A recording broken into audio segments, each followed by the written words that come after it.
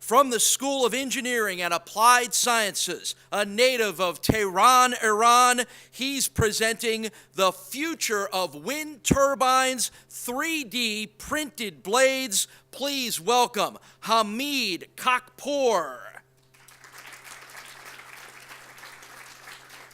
Ready, set, pitch. 1.2 billion people in the world do not have access to the electricity. 9 out of 10 are breathing polluted air, leading to 7 million deaths each year. Wind energy, as the largest new green energy, is a great solution for these problems. It produces low-cost electricity. It also creates jobs. In fact, the wind turbine technician is currently second fastest growing job in the US. However, in order to sustain its growth, the technology must continue to evolve and get better efficiencies. And that's why the turbines are getting bigger, because the bigger ones are more economical in creating electricity. Sandia National Lab is working on a 650 feet blade. It's so big that I couldn't even fit it within the screen. However, the current design and manufacturing methods and infrastructure do not facilitate implementation of larger turbines. Moreover, the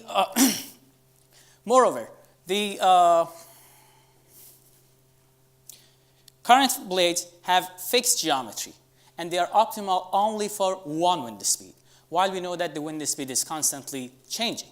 These challenges made International Energy Agency to call for novel rotor design.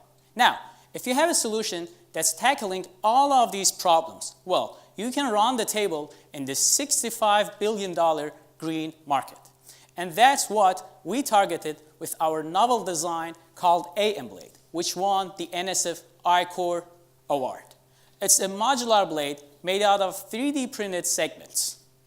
The blade has a flexible structure and adjusts itself to the optimal shape using the actuator as wind speed changes. The 3D printing was selected because it can create complex geometries required for our design. This emerging technology also removes the need for molds that can cost up to $5 million.